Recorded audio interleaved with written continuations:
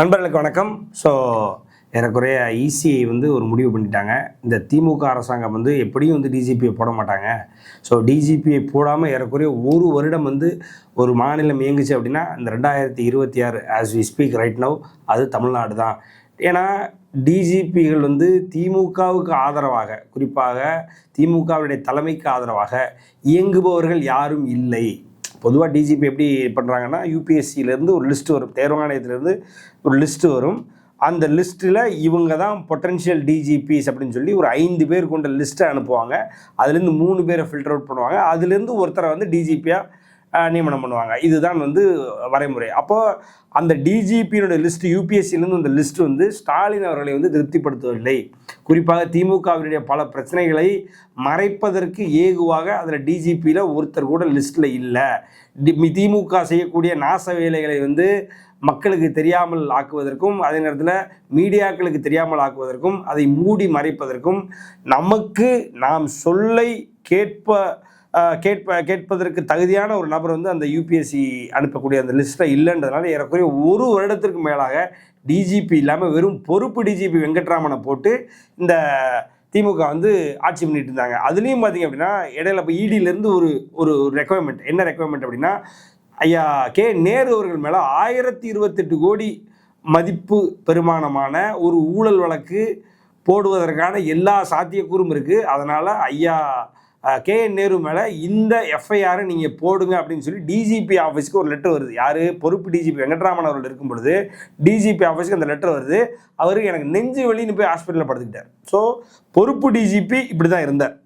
அப்போ உண்மையான டிஜிபி ஒரு ரியலாக ப்ராப்பர் நாமினேட்டட் டிஜிபி ஒருத்தர் அவர் தான் போடணும் அப்படின்ற ஒரு தேவை இருக்கும் பொழுது தமிழ்நாட்டில் அதை செய்வதற்கான எந்த ஒரு முனைப்பும் திமுக காட்டவில்லை. காரணம் என்னவென்றால் அவர்களுக்கு தேவையான டிஜிபி அந்த லிஸ்ட்டில் இல்லை. இதனால தான் ஏறக்குறைய கடந்த ஒரு வருடத்தில் மட்டும் 5000க்கும் மேலான போக்சோ கேஸ் மட்டும், அதாவது குழந்தைகளுக்கு எதிரான பாலியல் அதே நேரத்தில் துன்புறுத்தல்கள் மட்டும் கிட்டத்தட்ட 5000க்கும் மேலான கேஸ் பெண்டிங்கில் இருக்குது, இன்னும் எஃப்ஐஆர் எடுக்காமல். அதே நேரத்தில் மொத்தம் 40,000 போக்சோ கேசஸ் கடைசி 5 வருடங்களில் இருக்குது. இதெல்லாம் திமுகவினுடைய சாதனைகள். ஸோ இப்போ எலெக்ஷன் கமிஷன் கண்ட்ரோலில் வந்துருச்சு. இனி ஸ்டாலின் அவர்களுடைய எக்ஸிக்யூட்டிவ் பவர்ஸ் எதுவுமே செல்லாது. எலெக்ஷன் கமிஷன் வந்த உடனே என்ன பண்ணுறான், சந்தீப் ராய் ரத்தோர் அப்படின்னு சொல்லி அந்த யூபிஎஸ்சி கொடுத்த லிஸ்ட்லேருந்து யார் டாப்பில் இருக்காரோ அவங்கள எடுத்து அப்படியே டைரெக்டாக தமிழ்நாடுக்கு இனிமேல் இவர் தான் டிஜிபி அப்படின்னு சொல்லி போட்டாச்சு, முடிஞ்சுது. ஏன்னா எலெக்ஷன் கமிஷன் அவன் வேலையை பார்த்துட்டு போயிட்டே இருப்பான். எலெக்ஷன் கமிஷனுக்கு திமுக என்ன சம்மந்தம், எலெக்ஷன் கமிஷனுக்கு 200 ஊபிக்கு என்ன சம்மந்தம், அவனுக்கு ஒன்றும் சம்மந்தமே இல்லை அப்படின்றனால அவன் வந்தவொடனே லிஸ்ட்டில் யார் இருக்கா. ஏன்னா நீ பொறுப்பு டிஜிபி வச்சுட்டு எப்படி ஒரு மாநிலத்தை நடத்துவ, மாநிலத்தில் டிஜிபி இல்லாமல் எப்படி ஒரு மாநிலம் இயங்கும், எலெக்ஷன் டைமில் அதெல்லாம் பண்ணவே முடியாது அப்படின்னு சொல்லி போடாமேரு அப்படின்னு எடுத்துக்கி போட்டாச்சு. இப்போ இருக்கிற 200 ஊபிஸ், 200 வாங்காத ஊபிஸ், திமுகவினுடைய பரம்பரை குத்தரிமையெல்லாம் என்னென்னா, இது சந்தீப் ராய் ரத்தோர் ரொம்ப மோசமானவர், அவர் பாஜக காசு வாங்கிட்டு வச்சுட்டார். என்னடாடி, ஏன்னா உங்களுக்கு என்னதாண்டா வேணும் அப்படின்ற மாதிரி போட்டு 2 நாளாக சந்தீப் ராய் ரத்தோர் இப்படி அப்படி அவர் இது பண்ணிட்டார் அது பண்ணிட்டாரு. ஒன்று உப்பு சப்பு இல்லாத விஷயத்த எடு, ஒரு மேட்ரை எடு. அவர் தப்பு பண்ணியிருக்காரு, அவர் இந்த மாதிரி பொம்பளை மேட்டரில் அவர் சிக்கியிருக்காரு, அவர் லஞ்சம் வாங்கி உள்ளே போயிருக்காரு, அவர் ஏதாவது இந்த மாதிரி ஒரு ஊழல் பண்ணியிருக்காரு, அந்த மாதிரி ஊழல் பண்ணியிருக்காரு, இவன் கூட தோஸ்து அவங்க கூட தோஸ்து, ஏதாவது ஒன்று சாலிடாக எடுத்து அடிக்கணும். எடுத்து அடிக்காமல் அவருக்கு ஐயோ கோயிலுக்கு போயிருக்காரு அதை எடுத்து போட்டிருக்கான். அவர் கோயிலுக்கு போயிருக்காரு பாருங்க பாஜக. டேய், கோயிலுக்கு போகிறவங்களாம் பாஜகனா என்னடா இது, என்னவோ ஏன்னா உங்கள் ஃப்ராட் தரதுக்கு ஒரு அளவே இல்லையாடான்ற மாதிரி இந்த 200 ஊபிஸ் செயல்பட்டு இருக்காங்க. ஆனால் சந்தீப் ராய் ரத்தோர் வந்ததுக்கப்புறம் அவர் ஒரு என்ன சொல்கிறது, இருக்கக்கூடிய எஸ்பி லெவலில் எல்லாரையும் கூப்பிட்டு வச்சு ரொம்ப கண்டிப்பான மீட்டிங்ஸை அவர் ஆர்கனைஸ் பண்ணிட்டுருக்காரு. அது இல்லாமல் விறுவிறுன்னு வேர்ச்சுவல் மீட்டிங்ஸ், எவ்வளோ வேகமாக வேர்ச்சுவல் மீட்டிங்ஸ் மாவட்ட வாரியாக இது பண்ணிகிட்டு இருக்காரு. அதே நேரத்தில் பார்த்தீங்கன்னா கலெக்டர்ஸ், கிட்டத்தட்ட 100 கலெக்டர்ஸை போய் இது வரைக்கும் பார்த்து பேசியிருக்காரு, வச்சுருக்காரு. அவருடைய செயல்பாடுன்றது இதுவரை தமிழக வரலாற்றில் எந்த ஒரு டிஜிபியும் இல்லாத அளவுக்கு மிக வேகமாக அவருடைய செயல்பாடு இருப்பதாக, இதுதான் ஒரு எலெக்ஷன் கமிஷனும் ஒரு திமுகவும் போடக்கூடிய டிஜிபிக்குள்ள வித்தியாசம். ஸோ மிக வேகமாக இருப்பதாக கூறப்படுகிறது. சந்தீப் ராய் ரத்தோர் கண்ட்ரோல் எடுத்ததுக்கப்புறம் ரியலாக சொல்லப்போனால் கடைசி 10 நாளில் நீங்கள் நான் இதுக்கு முன்னாடி கடந்த 6 மாதங்களாக எத்தனையோ கொலை குற்றங்கள், எத்தனையோ பிரச்சனைகள், எத்தனையோ சம்பவங்கள், எத்தனையோ துர்மரணங்கள், எத்தனையோ பெண்களுக்கு எதிரான பாலியல் வன்கொடுமைகள், எத்தனையோ பெண்கள் கொலைகள், இப்படிலாம் நம்ம கேள்விப்பட்டிருக்கோமா. கஞ்சா எவ்வளோ இவர் இந்த கொஞ்ச நாளில் பாருங்களேன், அவ்வளோ பெரிய இன்ஃபர்மேஷன், அவ்வளோ பெரிய நியூஸ் ஏதாவது நமக்கு வந்ததா, வரல. அவ்வளோ பெரிய ஏதாவது சம்பவம் நடந்ததா, நடக்கலை.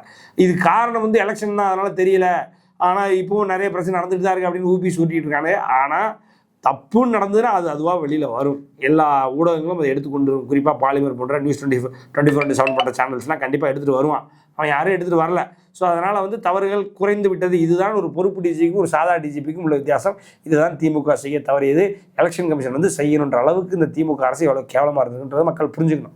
அதுக்கப்புறம் எடப்பாடியார் அவர்கள் வழக்கம் போல் ஒரு போராட்டமெல்லாம் பிளாஸ்ட், செல்லுமிடமெல்லாம் மக்கள் சாரையாக கொத்தாக வந்து எடப்பாடியாரை வரவேற்பது என்ன, வாழ்த்துவது என்ன, அவரை ஒரு ஆதர்ஷ நாயகனாக அவரை வந்து அலங்கரிப்பது என்ன அப்படின்னு அவர் மனுஷன் பிலோ த பெல்ட் இறங்கி அடிக்கிறாப்புல. அடினா பொழக்க விடுறாரு. உதயநிதி எத்தனை தடவை அடிமைன்னு போராடம் பூரா எடப்பாடியார் அடிமைன்னு புலம்பிட்டே அலைவாப்பில். இந்த ஏன்னா அந்த காதல் படத்து பரத் மாதிரி இதே தான் சொல்லிட்டு அலைவாளே, மாத்தியா தேஞ்ச ரெக்கார்டு இதே போட்டு திருப்பி இன்னும் அடிமை காலில் விழுந்துற பழைய பஞ்சாங்கத்தையே எவ்வளோ நாள் பாடிக்கிட்டு இருப்பேன்னு மக்களே இருக்கிற அளவுக்கு அடிமைன்னு அன்னைக்கு பார்த்துக்கிட்டே இருந்தார் எடப்பாடியார். அவருக்கு நமக்கு தெரியும், நல்ல பண்பானவர், அன்பானவர், நல்ல தன்மையாக பேசக்கூடியவர், சிரிச்ச முகத்தோடு இருக்கக்கூடியவர், நம்மள ஒரு ஆள், மக்களை எந்த வகையிலையும் கஷ்டப்படுத்தக்கூடாதுன்னு நினைக்கக்கூடிய ஒரு மனிதர். அதே மாதிரி மக்கள் செல்வன் அவர். அப்படிப்பட்ட ஒரு நபரையே வந்து பிலோ த பெல்ட் இறங்கி அடிக்கிற அளவுக்கு உதயநிதி பண்ணியிருக்காருன்னா அப்போ உதயநிதி எவ்வளோ கேவலமான அரசியல்வாதின்னு பார்த்துக்கோங்க. என்னன்னா அன்னைக்கு பேசிக்கிட்டே இருக்கும்போது டக்குன்னு நானும் பார்த்துக்கிட்டே இருக்கேன், என்னைய அடிமைன்னு சொல்லிக்கிட்டு இருக்கான் அந்த ஆள். யார்? உதயநிதியை தலைவர் யார்? எடப்பாடியார் அவர்கள், அதிமுகவினுடைய தலைவர் எடப்பாடியார் அவர்கள். நானும் பார்த்துக்கிட்டே இருக்கேன், என்னை அடிமை கொத்தடிமைனே சொல்லிட்டு இருக்கான். அவங்க ஐயாவோட அவங்க தாத்தாவோட கொத்தடிமை தேசிய கட்சிகளுக்கு எவனுமே இந்த தமிழ்நாட்டில் கிடையவே கிடையாது. ஆனால் அதை சொல்லாமல் என்னையை கொத்தடிமை சொல்லிட்டு இருக்கான். இவெல்லாம் பால்டாயில் குடிச்சு என்னையோ சாக வேண்டியவன், இன்னைக்கு வந்து துணை என் உயிரை போட்டு எடுத்துக்கிட்டு இருக்கான் அப்படின்ட்டாப்புல. இன்னைக்கு அவ்வளோதான். அதோட சத்த நாடி அடங்கி ஒடுங்கி தேர்தல் களத்தில் உதயநிதி இருக்காரான்ற தெளிவு கூட இல்லாத அளவுக்கு ஆயிடுச்சு. அப்படியான ஒரு அடித்த அடியில் உதயநிதி வாஷ் அவுட் அப்படின்ற மாதிரி ஆயிடுச்சு.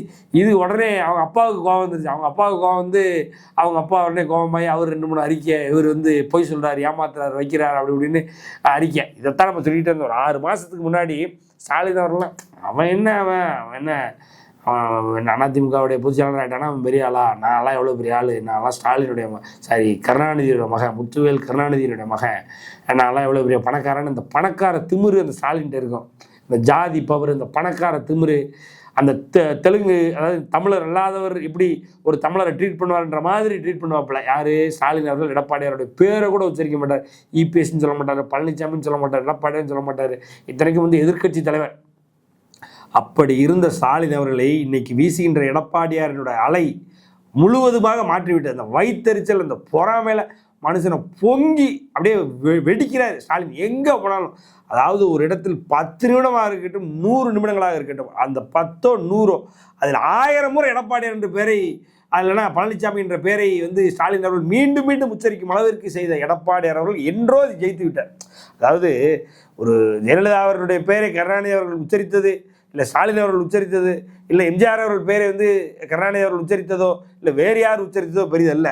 சாதாரண நம்மில் ஒருவராக பிறந்து வளர்ந்து படிக்காத ஒரு மாமேதையாக, பின்னர் என்ன சொல்கிறது, அவருடைய எஜுகேஷனை முடித்து விவசாயியுடைய மகனாக பிறந்து விவசாயியை வாழ்ந்து நம்மில் ஒருவராக ஜனித்து இன்று அதிமுக என்ற மிகப்பெரிய கோட்டையின் தளபதியாக இருந்து கொண்டிருக்கின்ற எடப்பாடியார் அவருடைய வெற்றி என்னன்னா, அவர் பேரையே சொல்ல கூசின அவர்லாம் ஒரு ஆளா, அவர்லாம் ஒரு கட்சியினுடைய தலைவர், அதிமுகவுக்கு தலைவரான பேசுகிறவனை பூரா இன்னைக்கு எடப்பாடி இபிஎஸ் பழனிசாமின்னு புலம்ப விட்டுருக்கான் பாரியா மனுஷன். அந்த இடத்துல தான் எடப்பாடியார் ஜெயிச்சு எங்கேயோ போயிட்டார். ஸோ எடப்பாடியாரோட வெற்றியை பொறுத்த வரைக்கும் அவருக்கான வெற்றி. ஒரு இடத்துல அஜித் சொல்வார், அஜித் எடப்பாடியார் ஒன்று. இன்னும் நான் என்னுடைய தலைவர் சூப்பர் ஸ்டார் ரஜினிகாந்த் எப்படி சினிமாவிலோ அதே மாதிரி இங்கு ஒரு சூப்பர் ஸ்டார் எடப்பாடியார் என்று சொல்லும் அளவிற்கு அவருடைய வளர்ச்சி தன்னிச்சையான அவர் முயற்சியினால் மட்டுமே கிடைத்த வளர்ச்சி. அந்த வளர்ச்சியை எந்த அளவுக்கு இன்னும் மக்கள் மேலே கொண்டு போகணும் அப்படின்றது வந்து மக்கள் தான் முடிவு பண்ணணும். ஏன்னா மக்கள் தான் எஜமானர்கள். நல்லா சொல்லிக்கிறேன், மக்களே கேட்டுக்கோங்க.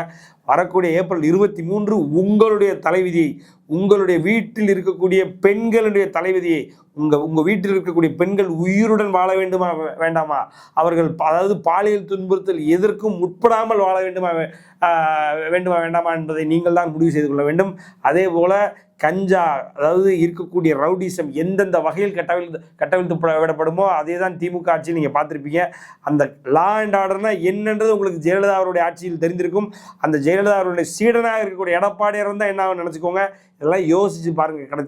கடைசி 5 வருடங்கள் எவ்வளவு நீங்கள் செலவு பண்ணியிருப்பீங்க, உங்களுடைய செலவினங்கள் எப்படி இன்க்ரீஸ் ஆகிருக்கு, இப்போ கேஸினுடைய தட்டுப்பாடுடைய நிலைமை என்ன, இப்போ பெட்ரோலினுடைய தட்டுப்பாடுடைய நிலைமை என்ன, அதே மாதிரி பார்த்திங்க அப்படின்னா இப்போ இருக்கக்கூடிய இபியினுடைய ரேட் என்ன, சொத்து வரியுடைய ரேட் என்ன, அதே நேரத்தில் உங்களுக்கு இருக்கக்கூடிய தண்ணீருக்கான டேக்ஸ் என்ன, குப்பைக்கு டேக்ஸ் போடுறாங்க திமுக காரன், இப்படி எவ்வளவோ பிரச்சனைகள் வந்து திமுக அரசாங்கத்தில் நடக்குது. நமக்குன்னு ஒரு நல்லது கூட நடக்கலை.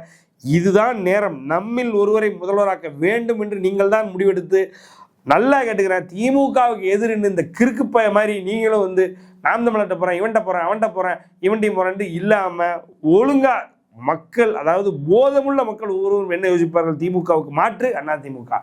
எதிர்க்கட்சியாக இருக்கும் பொழுது கூட 75 தொகுதிகளுடன் அதிமுகவினுடைய எடப்பாடி அவர்கள் இருந்தார். இது வந்து ஜெயலலிதா அவர்கள் செய்யாத சாதனை, எம்ஜிஆர் அவர்கள் செய்யாத சாதனை. எம்ஜிஆர் அவர்கள் செய்யவில்லை, ஆப்வியஸ்லி ஜெயலலிதா அவர்கள் செய்யாத சாதனை. இப்படிப்பட்ட ஒரு எதிர்க்கட்சி தலைவராக இருக்கும்பொழுது 75 தொகுதிகளை நீங்கள் கொடுத்தவரை ஆதரித்தீர்கள். அதே மாதிரி இந்த தடவை வெற்றி பெற்று அவரை வந்து வெற்றி பெற வைத்து அவரை வந்து இந்த ஆட்சி கட்டில் அமர வைக்க வேண்டும் என்பதை தாழ்மையுடன் கேட்டுக்கொள்கிறேன். அவர் ஜெயிச்சு வந்தார்னா தான் நம்மால் நம்மளை ஆட்சி பண்ணுவார், தமிழன் நம்மளை ஆட்சி பண்ணுவார், ஒரு யதார்த்தமான தலைவன் நம்மளை ஆட்சி பண்ணுவான்றதை புரிஞ்சுக்கிட்டு இந்த தடவை ஒவ்வொருவரும் கிட்டத்தட்ட அதிமுகவோட அனைத்து கூட்டணிக்கும் நீங்கள் வந்து அன்னைக்கு சொன்ன மாதிரி தான், நீங்கள் வந்து ரெட்டலைக்கோ இல்லை மாம்பழத்துக்கோ இல்லை பாண்டிச்சேரியாக இருந்தீங்கன்னா ஜக்குக்கோ இல்லை லட்சிய ஜனநாயக கட்சியினுடைய தர்பூசணிக்கோ எதுக்கு ஓட்டு போட்டாலும் அதிமுகவினுடைய கூட்டணிக்கு ஓட்டு போட்டு அதிமுகவை மீண்டும் ஆட்சி கட்டில் அமர வைக்க வேண்டும் என்று விரும்பி கேட்டுக்கொள்கிறேன். நன்றி, வணக்கம்.